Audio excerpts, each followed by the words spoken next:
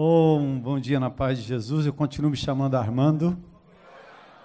Muito bom estar aqui com vocês. Bem-vindos, né? Vocês que vieram de todas as partes aí. Eu não sei exatamente de onde, mas encontrei uma turma da Bahia, meus conterrâneos por parte de mãe, né?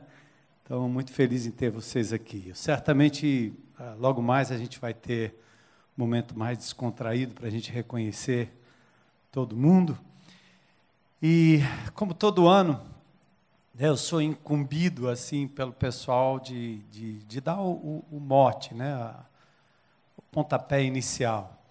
Falar um pouquinho do que é que, de fato, nós estamos entendendo por movimento missional, que foi algo que foi iniciado por Jesus, né, há muitos anos atrás, e que nos deixa sempre um desafio para a gente questionar um pouco o que é que nós estamos fazendo. A história da IBC, ela se confunde com mudanças. E tem gente até que diz assim, vocês mudam muito, né? Mas, na verdade, é porque a ação de Deus, ela é imprevisível. Nós estamos tratando do Espírito Santo de Deus e Jesus mesmo, ao falar daquelas duas parábolas, uma sobre a roupa, o remendo na roupa, né? O remendo novo na roupa velha, e falando sobre o vinho no odre, o vinho novo no odre velho, ele fala sempre, ele quis dizer, aliás, naquele momento, que as estruturas, elas não suportam muito tempo a dinâmica do conteúdo. Jesus é muito maior do que as estruturas, muito maior do que nós mesmos. Então, a igreja precisa estar sempre avaliando se o que ela está fazendo de verdade cumpre os propósitos de Jesus, os propósitos de Deus. Então, a gente está falando de igreja em movimento. E estava conversando ali fora com o Amado, e outra coisa interessante é que nosso momento juntos aqui é um momento de reflexão para a gente mesmo.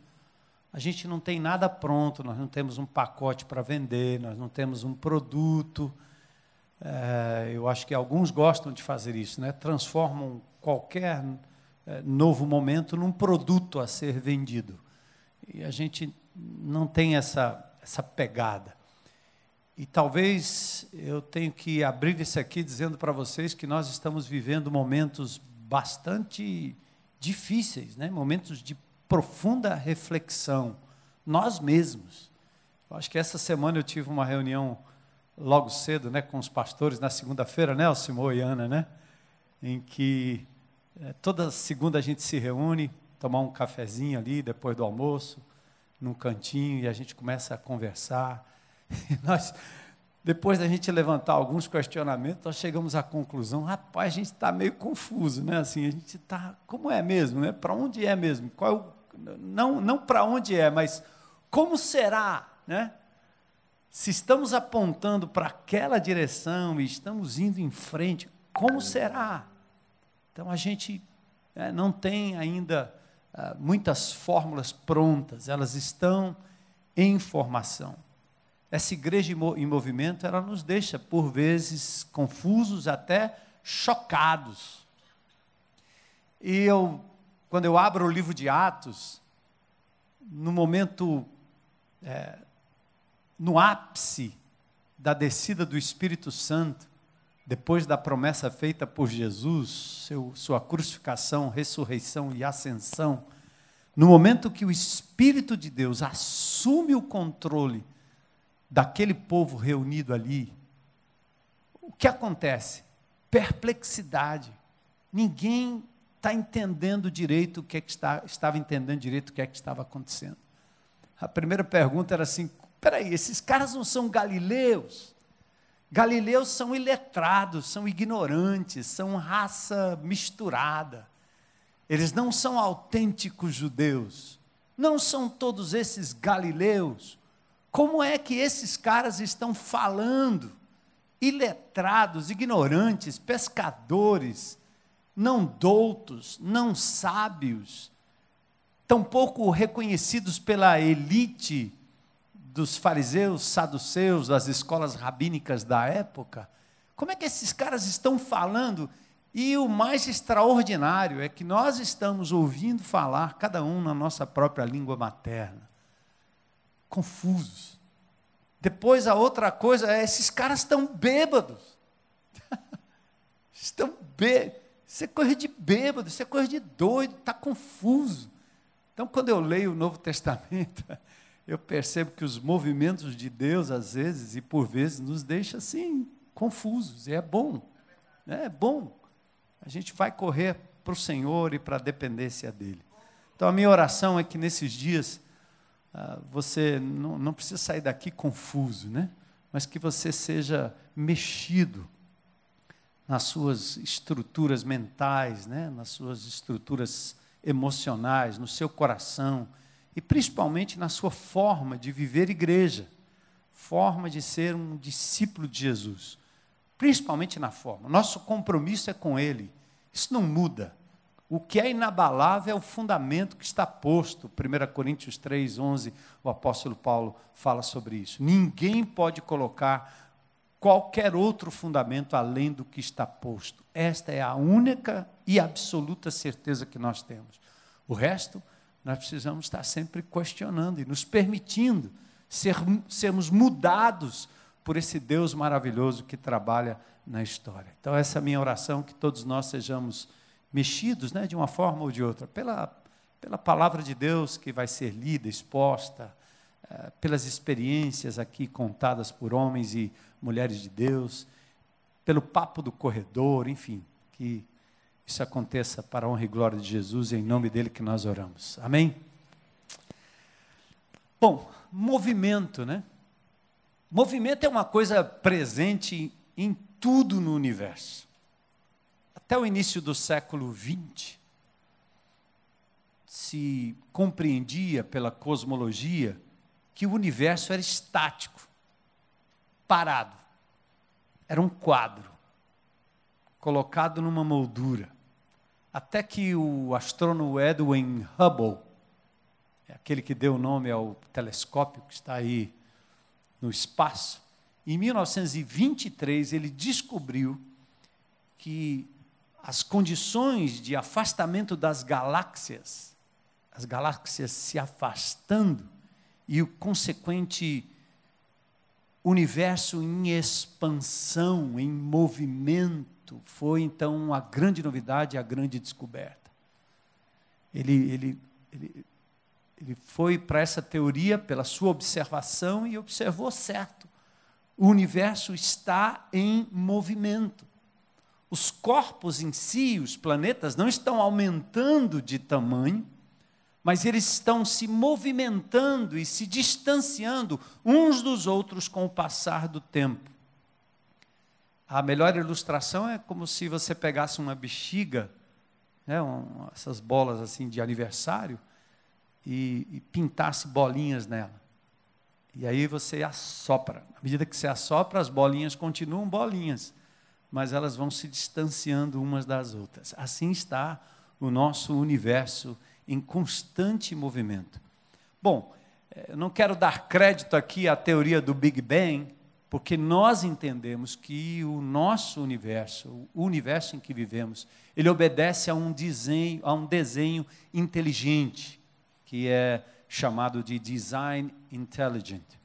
Um plano, uma missão que nasce na prancha do Criador, e ele tem nome próprio, o nome dele é Jesus. Então, o universo está em expansão, mas é como obra desse arquiteto maravilhoso. Platão chamava de demiurgo, né? E Aristóteles de motor imóvel. O movimento está presente em tudo no universo. Tudo que existe, do micro ao macro, tudo necessita de movimento para se manter equilibrado. Átomos, células, órgãos, animais, planetas, galáxias, tudo se move. Por isso, Deus não criaria um organismo vivo, Deus não criaria um organismo composto de pessoas para que o mesmo lutasse contra a lei natural. Ou seja, Deus cria a igreja para que ela viva em movimento. Ele não faria algo para ser estático, como se pudesse ficar parada, ociosa, estática, sem dinâmica ou sem expansão. O mesmo desenhista inteligente que criou o universo em movimento é o mesmo que cria a raça humana e dá a ela o escopo da expansão numérica, cresçam, e geográfica. Toda a terra.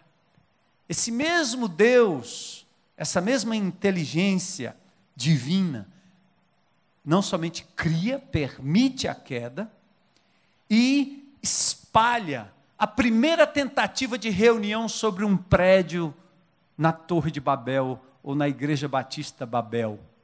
A primeira tentativa de construir um prédio para conter o movimento, Deus confunde e espalha.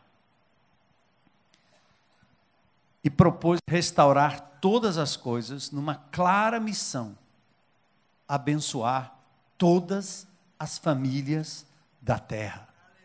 A abrangência é tática e geográfica. Famílias e toda a terra.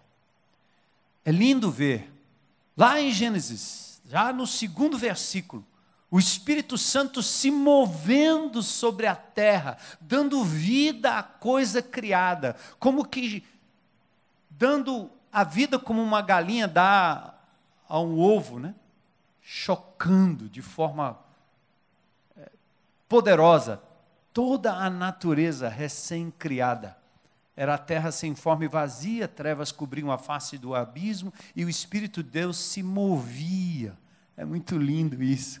O mesmo Espírito Santo, onipresente, hoje ele se move em cada filho de Deus para levar adiante a sua mensagem de salvação e de restauração. Diz a palavra em Isaías 45, 22, voltem-se para mim e sejam salvos, todos vocês, confins da terra, pois eu sou Deus e não há nenhum outro. Entende a lógica? Universo criado em expansão. O mesmo Deus inteligente cria seres humanos, permite a queda, os espalha, mas ao mesmo tempo está em movimento através daqueles que são seus, para abençoar todas as famílias da terra. Lindo isso. Seu escopo de atuação não é Ebal nem Gerizim. Lembra da mulher samaritana? Os pais dizem que aqui é o lugar, os outros dizem que é ali. Jesus diz, não. Não é geograficamente estático, mas é qualitativamente randômico, no sentido de que, amigo, é aleatório. Ninguém controla isso.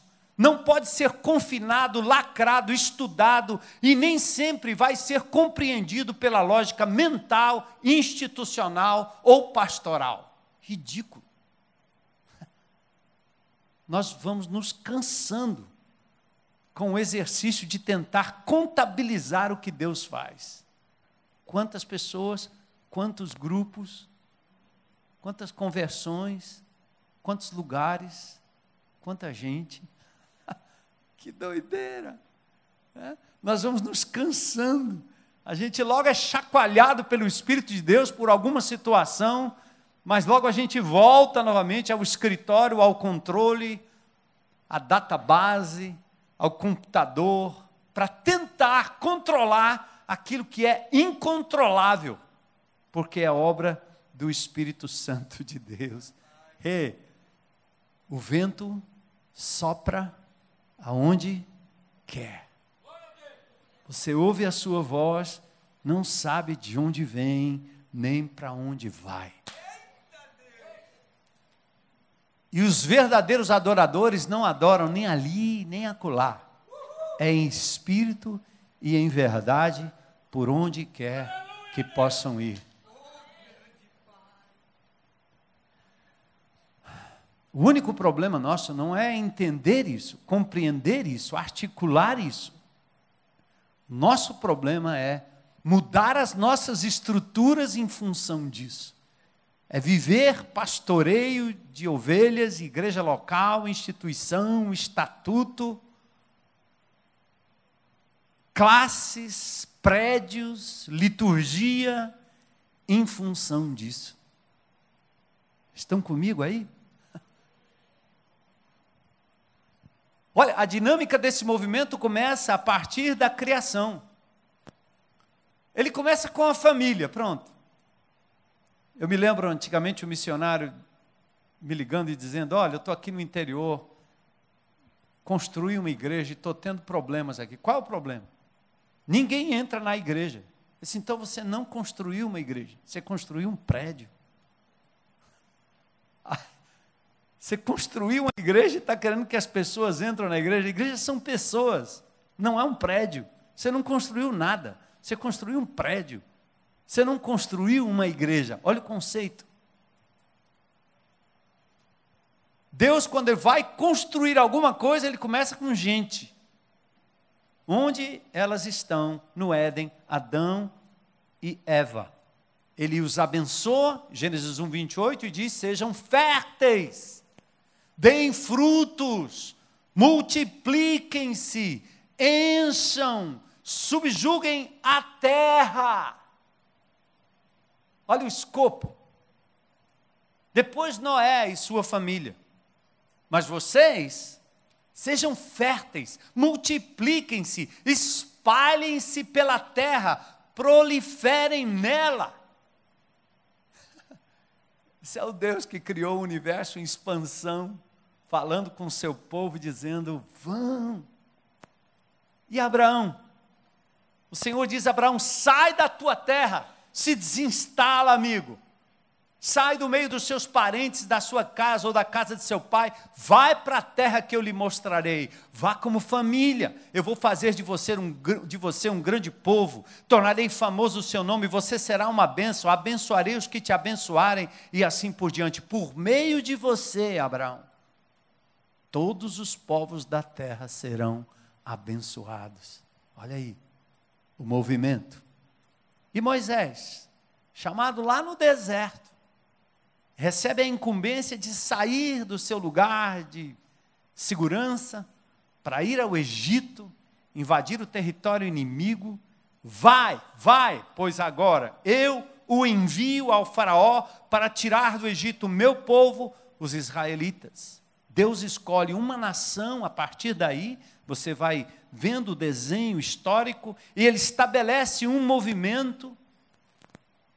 E ao escolher uma nação, Ele tem um propósito, assim como Ele escolheu um indivíduo, agora Ele escolhe uma nação, estabelece um mediador, um sacerdote, um tabernáculo, os coloca no deserto, mas a finalidade é para que as nações pudessem ser abençoadas através daquele povo. Mais tarde, quase engessamento do tabernáculo móvel, o templo, um rei como os demais, coisa que Deus não tinha querido, pensado, planejado. Mas o povo pediu e Deus deu, um lugar fixo de adoração, um rei como os demais, contemplava mais do que somente os judeus. Mesmo assim, o templo, o sacerdote, o reinado, não era só para os judeus. Estrangeiros teriam seu espaço, entrariam e sairiam com o propósito de testemunhar aos povos de toda a terra que Deus de Israel era um único Deus. Por isso, em 2 Crônicas 6, 32, 33, quanto ao estrangeiro que não pertence a teu povo Israel, e que veio de uma terra distante, por causa do teu grande nome, da tua mão poderosa, do teu braço forte, quando ele vier e orar, voltado para esse templo, ouve dos céus, lugar da habitação, atende o pedido do estrangeiro, a fim de que todos os povos da terra conheçam o teu nome. Percebe? Mesmo quando ele acolhe, agrupa, é a fim de que haja expansão. Salmo 67 testifica disso, que Deus tenha misericórdia e nos abençoe, de nós e nos abençoe, faça resplandecer o seu rosto sobre nós, para que sejam conhecidos na terra os teus caminhos, a tua salvação entre as nações. Louvem-te os povos, louvem-te os povos. O final do Salmo, que Deus nos abençoe e o temam todos os confins da terra. Lindo. E mais tarde, uma revelação poderosa, né? Para além da restauração caseira, para além daquilo que aconteceria na nação, vem essa figura linda, luz para os gentios. Isaías 49:6, ele diz, é coisa pequena demais para você ser meu servo para restaurar as tribos de Jacó e trazer de volta de Israel, que eu guardei, aqueles que de Israel eu guardei. Ou seja, você acha que é só para você? É só para a tua família? Só para a tua denominação? É só para a tua igreja? É só para o bem-estar do teu clã? E o Senhor diz, também farei de você uma luz para os gentios, para que você leve a minha salvação até os confins da terra.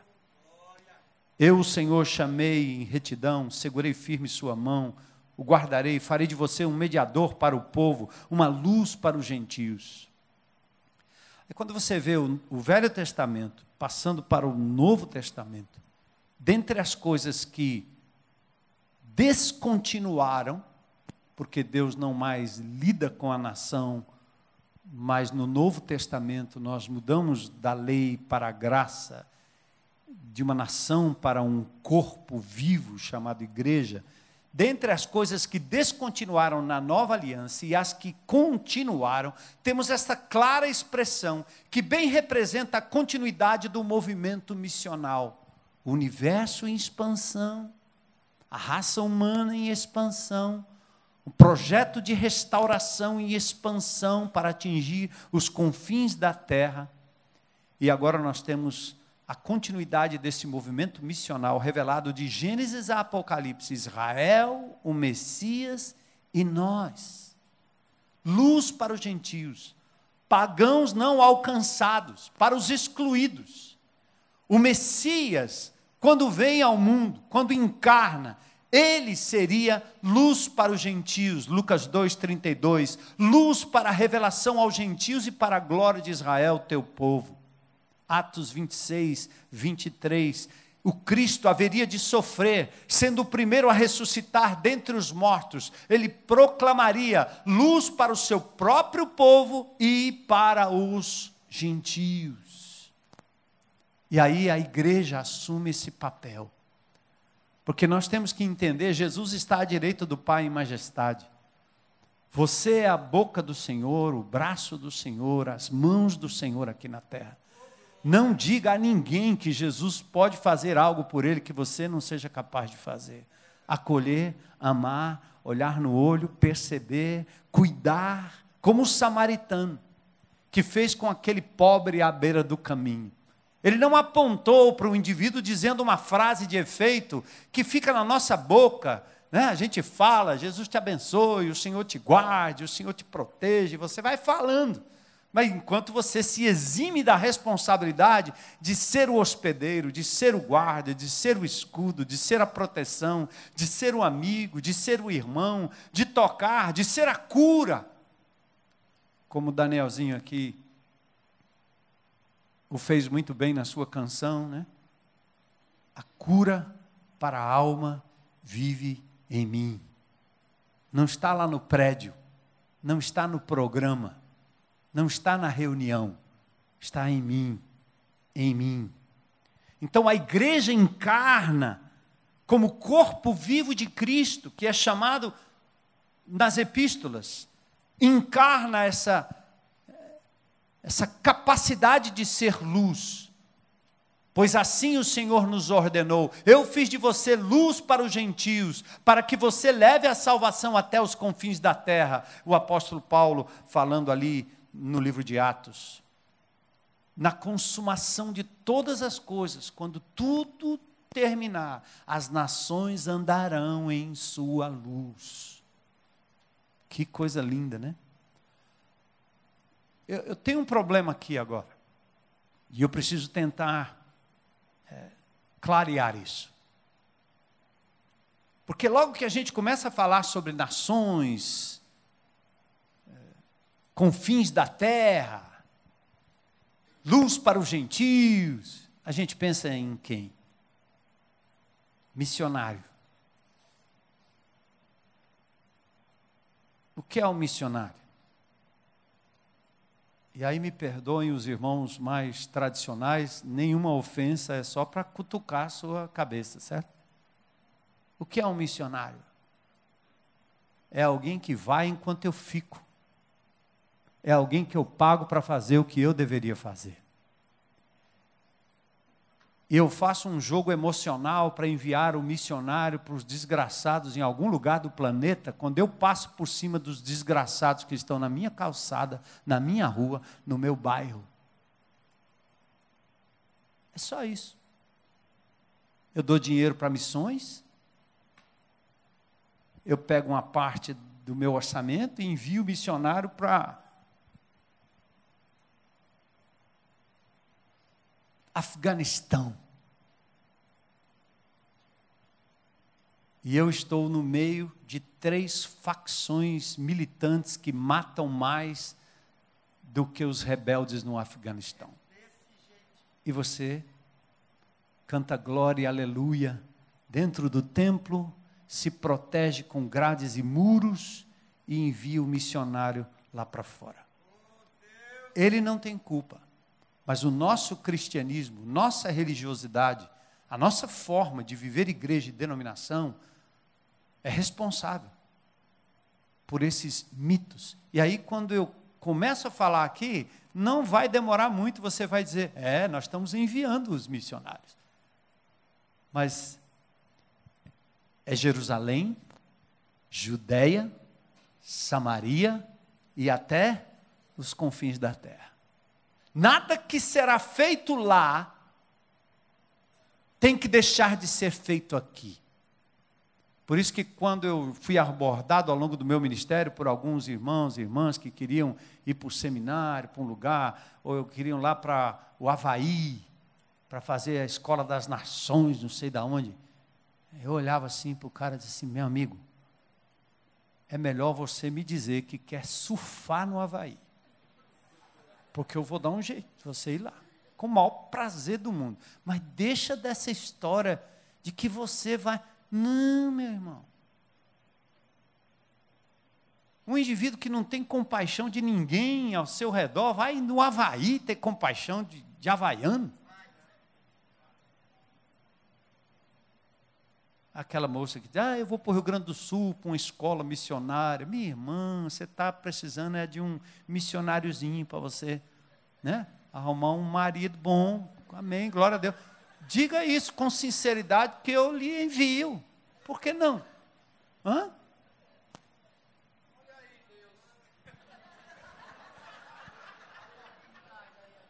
Diga aí, pastor, eu quero conhecer gente nova, eu quero conhecer amigos, fazer amigos, aproveitar, estudar a palavra de Deus. De repente encontro lá um missionáriozinho que está querendo ir para a África, vou com ele.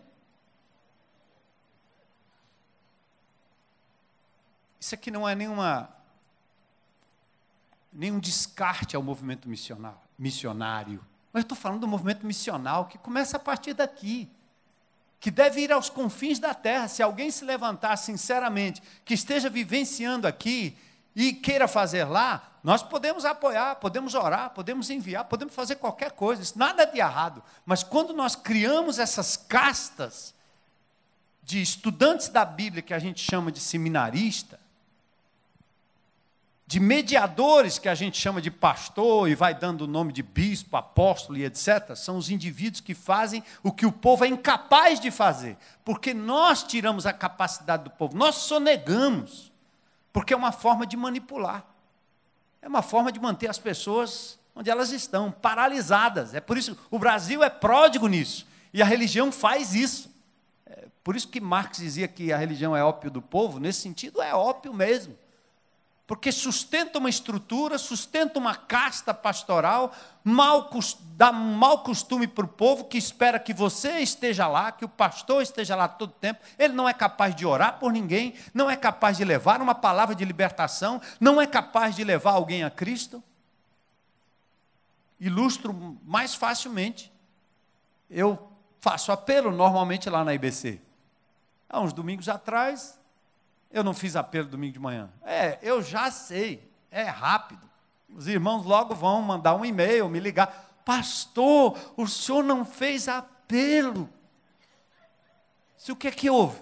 É que eu levei uma pessoa lá, disse, minha irmã, você trouxe essa pobre mulher lá do seu bairro até a igreja, e se tivesse um acidente no meio do caminho? Ela ia morrer e ia para o inferno, é? Porque você não teve a coragem e quis levar ela para eu dar uma paulada na cabeça dela, como se o Espírito de Deus estivesse só em mim, a palavra estivesse só comigo. O que é que tem? Olha o que é que nós fomos acostumados a fazer. Percebe? Leva para o cara abençoar, leva para o cara realizar o milagre, leva para o indivíduo fazer o apelo, porque só se converte se for naquela palavra, e nós não temos trabalhado para inverter essa situação. Nós somos o corpo de Cristo, luz para os gentios. Tira esse mito missionário. Todos somos missionários. Todos somos pastores. Todos somos mestres. Todos temos dons espirituais. Todos podemos ler. Todos podemos compreender. Todos podemos ser movidos pelo Espírito Santo de Deus. Todos devemos falar do amor de Jesus. Todos nós. Todos. Então, os grandes entraves do Velho Testamento. Quais foram os grandes entraves para esse movimento missional, né? Os entraves do movimento missional? 3 coisas que eu enfatizo aqui: reuniões, regras e ritos. Reuniões, regras e ritos. Reuniões, Babel é uma. Junta tudo. Junta aqui. Porque isso existe, assim, 2 grandes pecados no ajuntamento, né? Tanto em Babel quanto no templo. Junta tudo no templo, junta tudo na reunião, junta num lugar só. 2 coisas: presunção, porque nós presumimos que Deus se apresenta só neste lugar, naquela hora determinada. E nós excluímos Deus poderoso, miraculoso, salvador, maravilhoso, protetor, digno de louvor. Nós excluímos tudo isso de qualquer outro lugar. Excluímos tudo, porque nós queremos centralizar na Babel e no templo. Não só a presunção de achar que as pessoas só se encontram com Deus no ambiente da reunião e do templo, mas nós fazemos exatamente o que aqueles homens de Babel queriam fazer. Quando nós assim o fazemos, nós queremos tornar o nosso nome célebre. É a igreja do pastor fulano. É a igreja do apóstolo fulano. É o ministério do fulano. É o ministério do Beltrano. O movimento missional foi travado na história. E Deus destravou através de reuniões, evento manipulado, encontro com ênfase humana e honra ao homem. O segundo entrave foram as regras. A lei e suas interpretações. Criou presunção naquele que achava que podia burlar a lei, ou poderia fazer de conta que não cometia pecado, do tipo, eu não adultero, até que Jesus vem na graça e na nova aliança e diz: se você na sua mente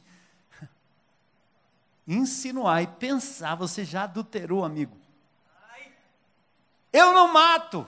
Se na sua mente, quantos mataram quantos hoje de manhã? Ao saírem de casa, no trânsito. Alguém matou alguém aqui?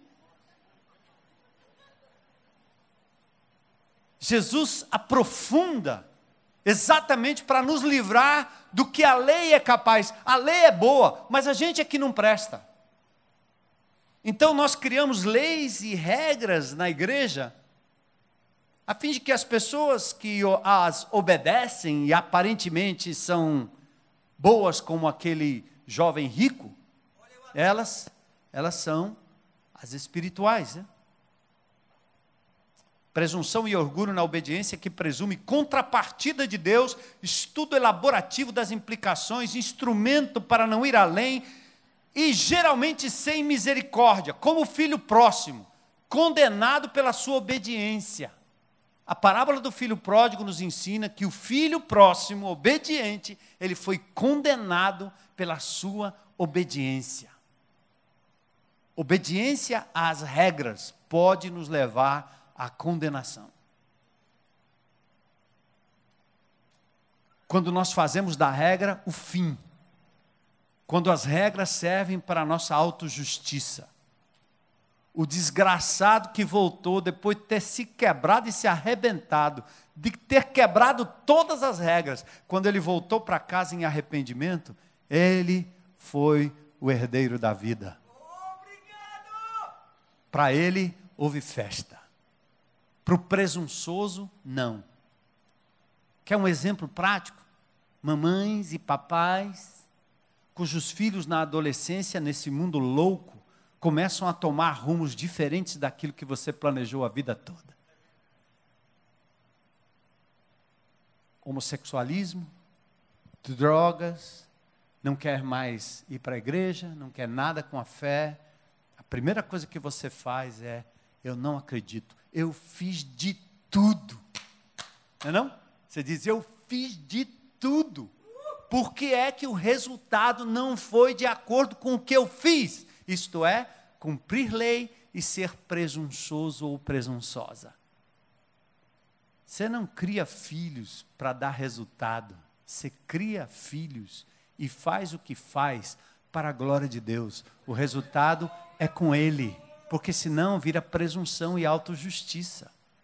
E às vezes eu acho que Deus permite certas coisas absurdas acontecerem, porque você é capaz de ter misericórdia do drogado ali, num programa social da igreja, e não é capaz de ter misericórdia do teu filho que está dizendo que experimentou droga. A razão é porque você está chateada de ter obedecido à fé todo esse tempo. Tem ensinado a Bíblia, orado, feito cultinho e deu errado. Não é não? Autojustiça. Olha aí. Reuniões e regras. E os ritos?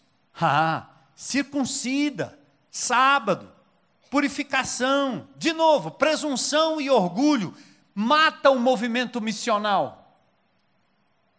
Porque nós criamos um exclusivismo discriminatório, dias, meses, anos. Alguns homens desceram da Judéia para Antioquia e passaram a ensinar aos irmãos, se vocês não forem circuncidados conforme o costume, não poderão ser salvos. Paulo pregava a liberdade de Jesus na fé, nele, só por ele. Lá vinham os judaizantes, lá vinham os religiosos.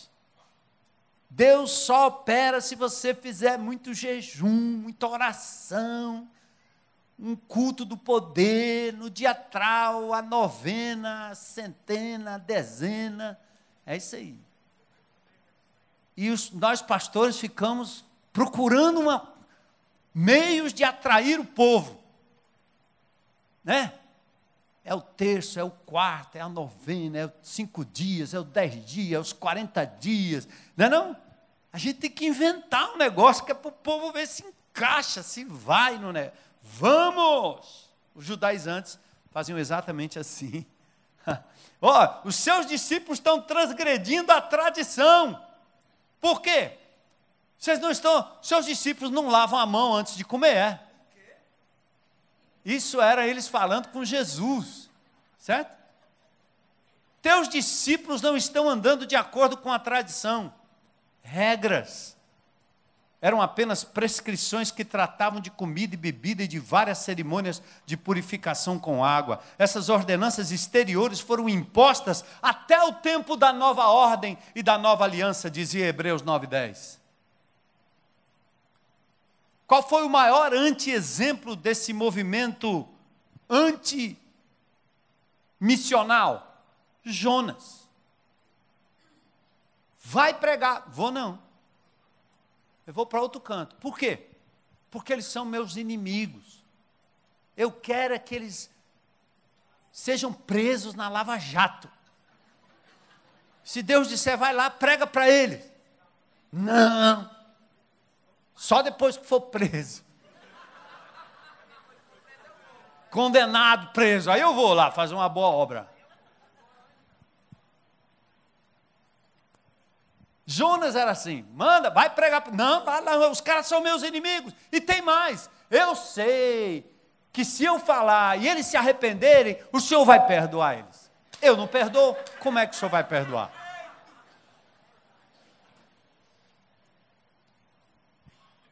O pior dos resultados é a troca do fim último, ele, pelo meio.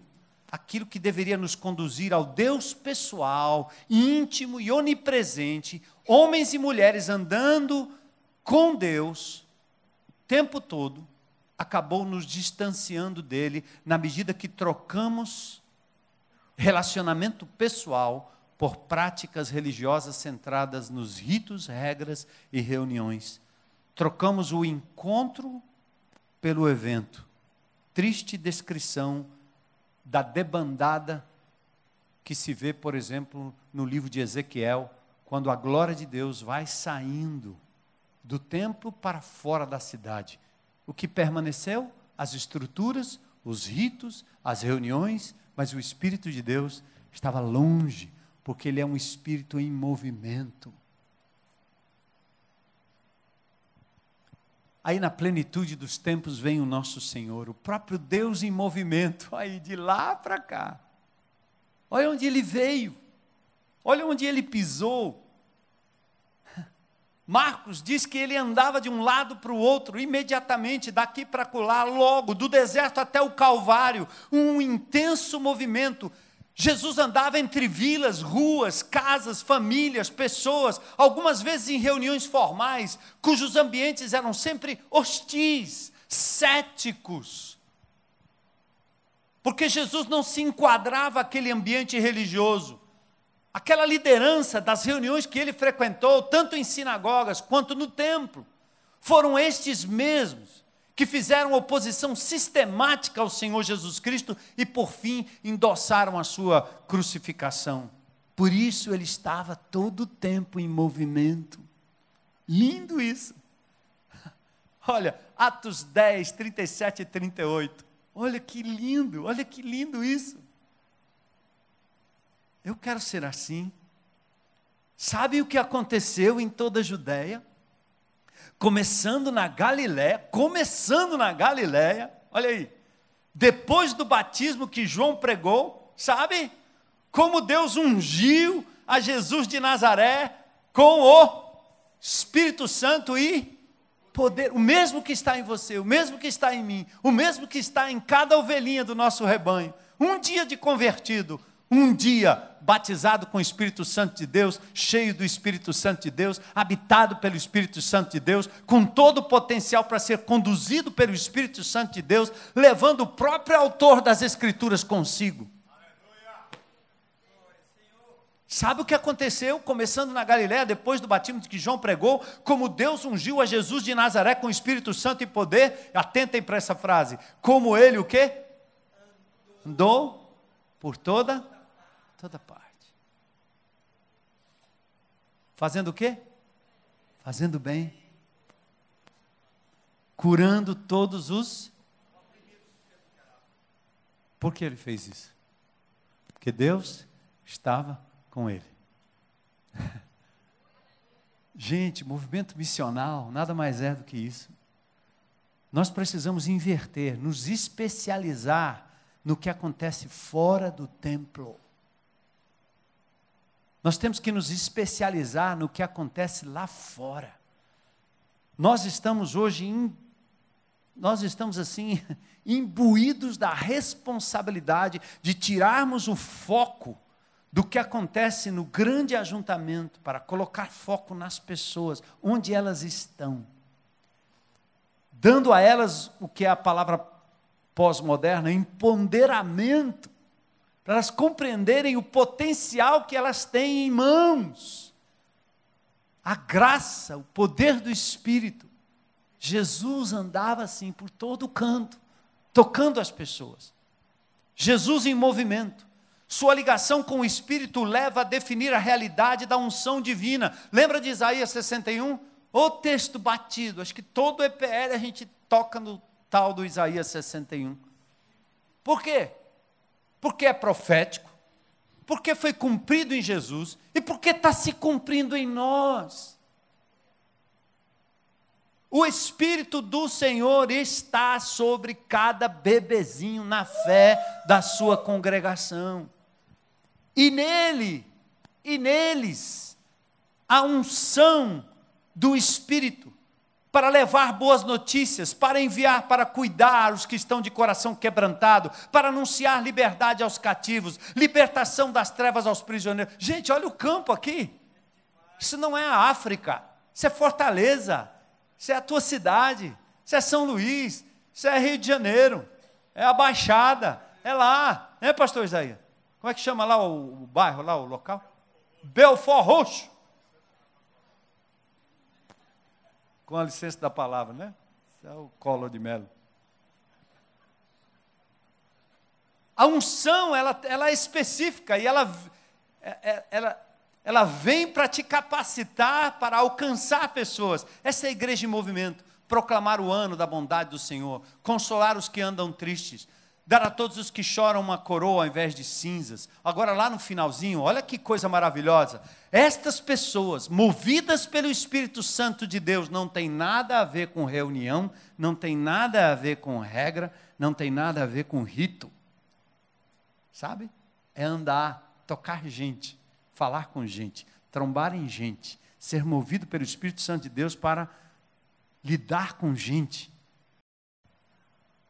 Ah, que coisa linda, né? Esse final aqui eu achei legal. Eles vão reconstruir velhas ruínas, vão restaurar antigos escombros e vão renovar as cidades arruinadas. Olha aí, o alcance poderoso. Como praticar tudo isso? Se nós estamos confinados em Jerusalém, hein? Vou para onde? Manda missionário. Paga um dinheirinho. Se nos especializamos em regras, ritos e reuniões, o movimento tornou-se centrípeto ou accípeto, ou seja, para dentro de si mesmo, atraindo para dentro, como um liquidificador. Tudo que põe lá, gira lá para dentro, fica ali. Mudamos o ide para o vinde a nós, não a ele, pois o Espírito de Cristo jamais esteve confinado às nossas reuniões ou bases eclesiásticas. Não, realidade triste, tornamos-nos especialistas em regras, ritos e reuniões. Isto está entranhado na gente. Se temos que falar sobre nova reforma, era disso que a gente tinha que falar. Libera o povo. Somos especialistas em eventos e um fracasso em movimento missional. Esta é a conclusão que nós estamos chegando da nossa própria comunidade. Deus já começou a fazer uma obra, nós estamos vendo sinais disso, nós estamos vendo os primeiros rebentos desse movimento missional no nosso meio, estamos encantados, mas temos que pagar um preço alto, porque a nossa mente ainda está focada no culto, na reunião. Já viram, você faz uma reunião em casa, a estrutura é sempre a mesma, cadeiras, se tiver uma estantezinha para o pastor que vai chegar, senta, uma reunião, um irmão fala, ninguém mais fala. Porque esses pobre coitado aí não sabe nada. Quem sabe é o missionário, ou o seminarista, ou o líder que estudou durante a semana, ele estudou durante a semana. Aí vem um povo cansado, que não viu nada, não sabe nem onde Deus está, e de repente ele senta ali, e o mestre vai dar um estudo. Manipula as pessoas, mantém as pessoas na ignorância, passa informação, mas não muda, porque quem muda não é o mestre, é o Espírito Santo de Deus, à medida que as pessoas se submetem à palavra que Ele escreveu. Mas nós não acreditamos nisso, porque não é possível, sem preparo, hein? Tem que ter preparo,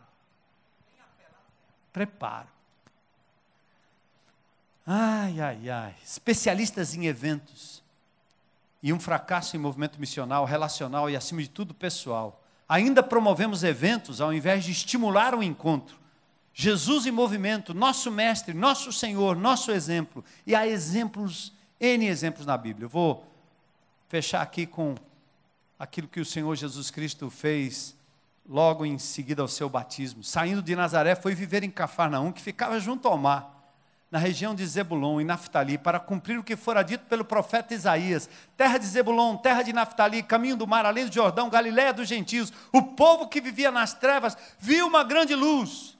Sobre os que viviam na terra da sombra da morte, raiou uma luz. Daí em diante, Jesus começou a pregar: arrependam-se, pois o reino de Deus está próximo. Andando à beira do mar da Galiléia, ele viu 2 irmãos, Simão, chamado Pedro, seu irmão André, estavam lançando redes ao mar, pois eram pescadores, e ele disse: sigam-me. Só isso.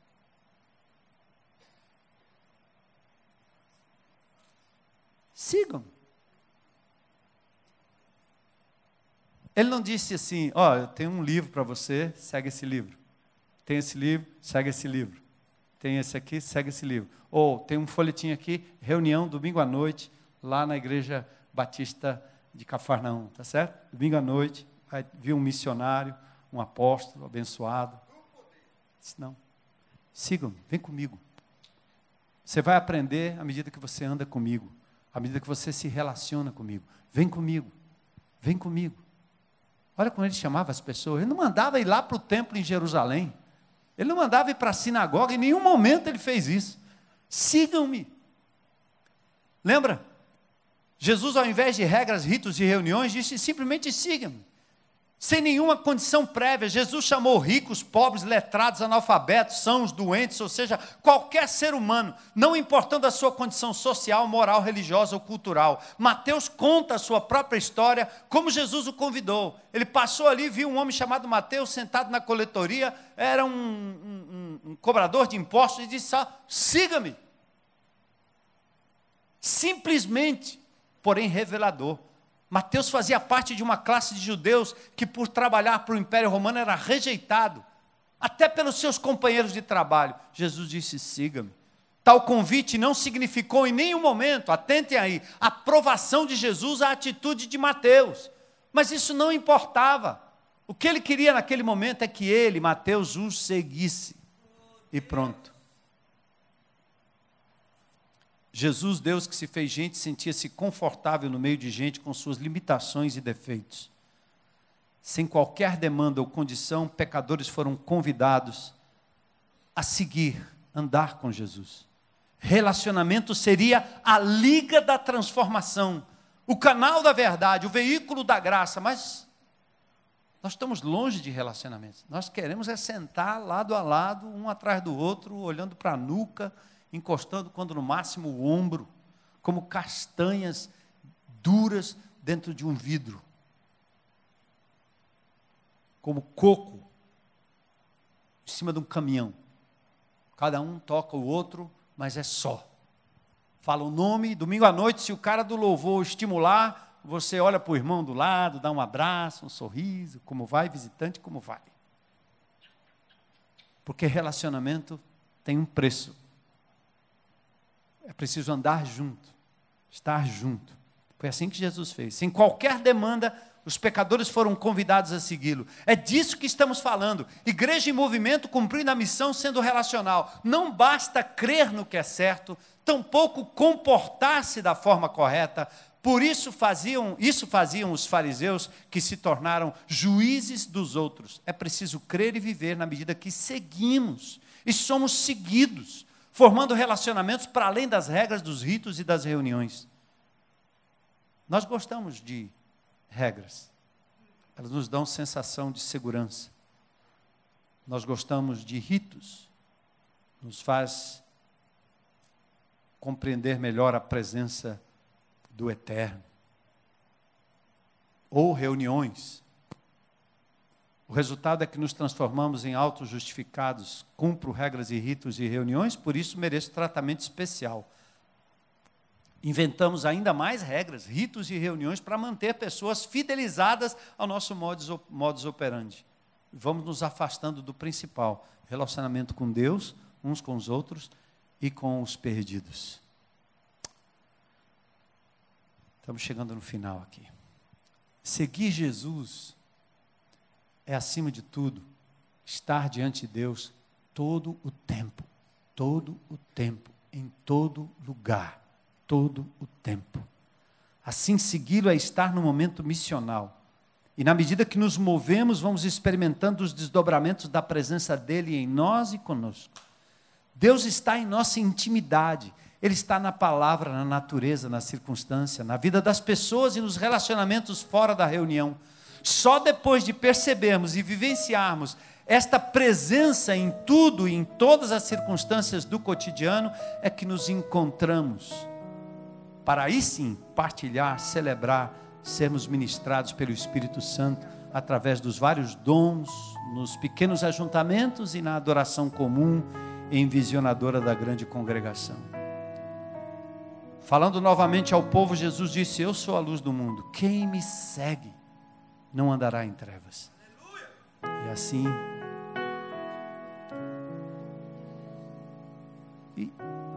então qual é o nosso grande drama? Nós tínhamos a rede ministerial, muitos programas, muitos ministérios, gente ocupada para cima e para baixo. Estávamos fazendo coisas para Deus, mas não estávamos tendo intimidade com Deus.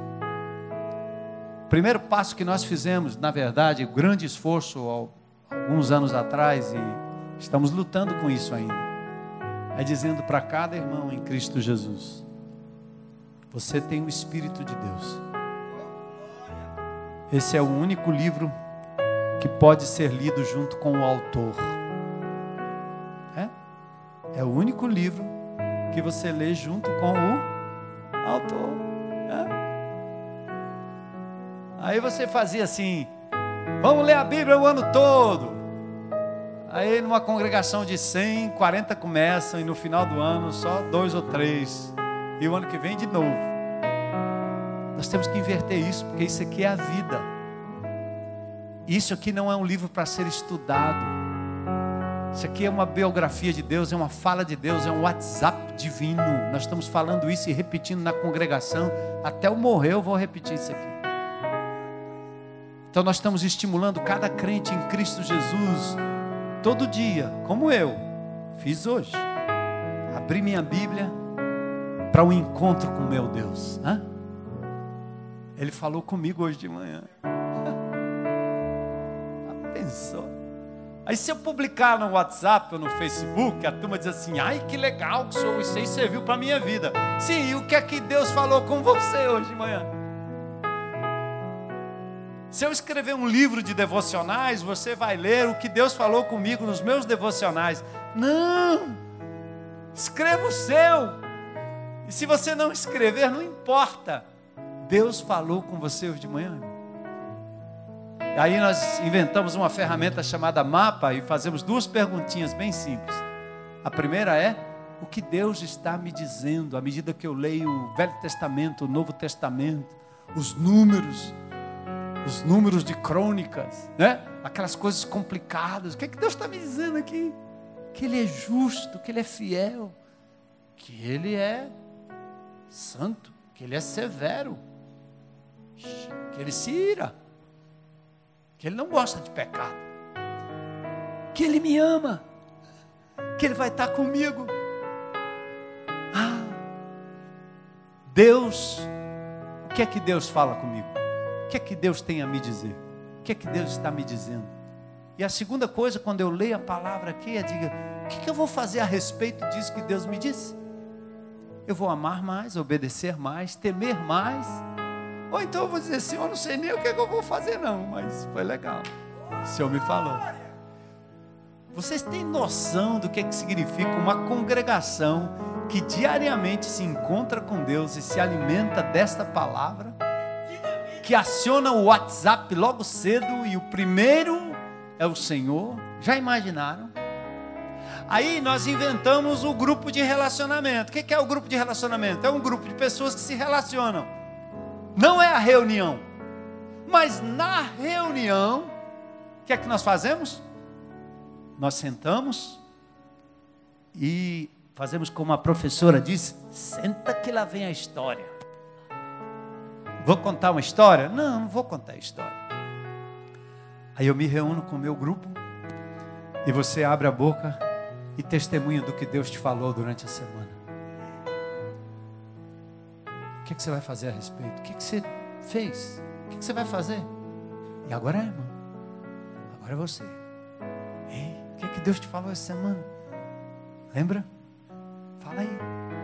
Fala. Cumpre-se o que está lá no Novo Testamento. Quando vos reunis, um tem salmo, outro tem uma revelação, uma palavra, não é não?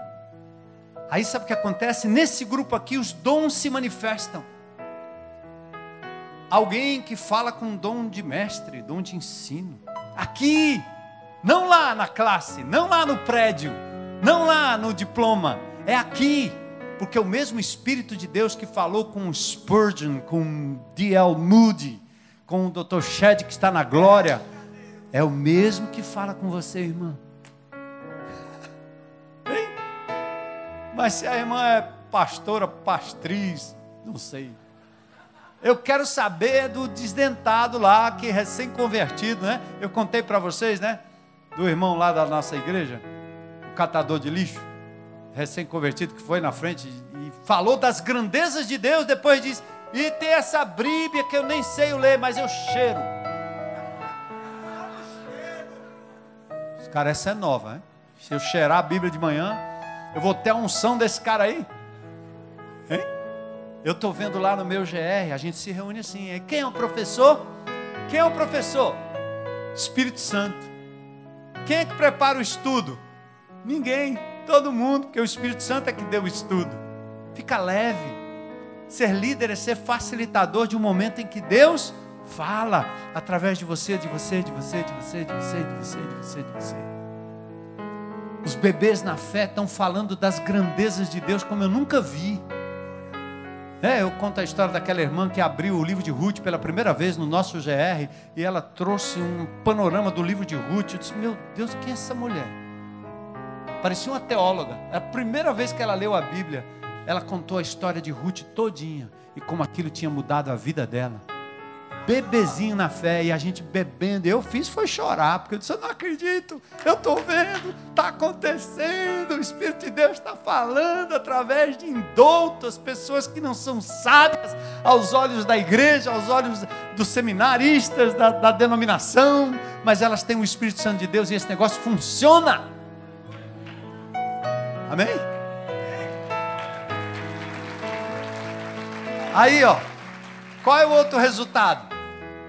No Novo Testamento, os caras se reuniam lá no pátio da Nossa Senhora Aparecida, né?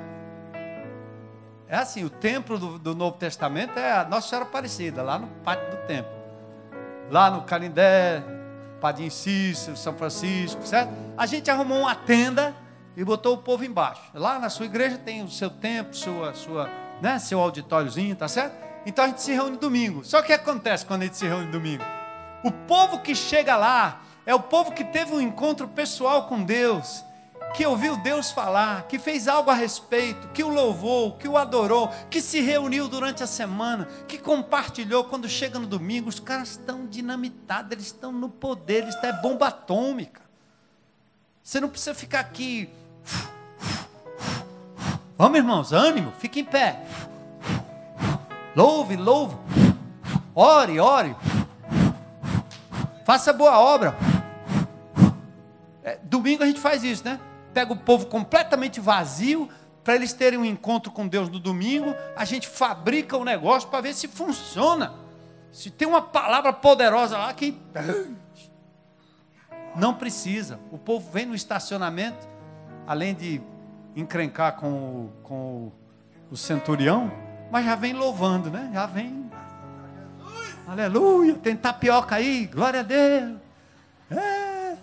Aí vem no louvor e entra. A palavra de Deus que é pregada, mostrada lá, envisionada pelo homem de Deus que está lá pregando, a mulher de Deus está falando. Aquilo é mais um adendo, né? Só para dizer, legal, foi bom isso aí, legal. Mas Deus falou comigo segunda, terça, quarta, quinta, sexta. Vamos terminar, né, com essa música que eu...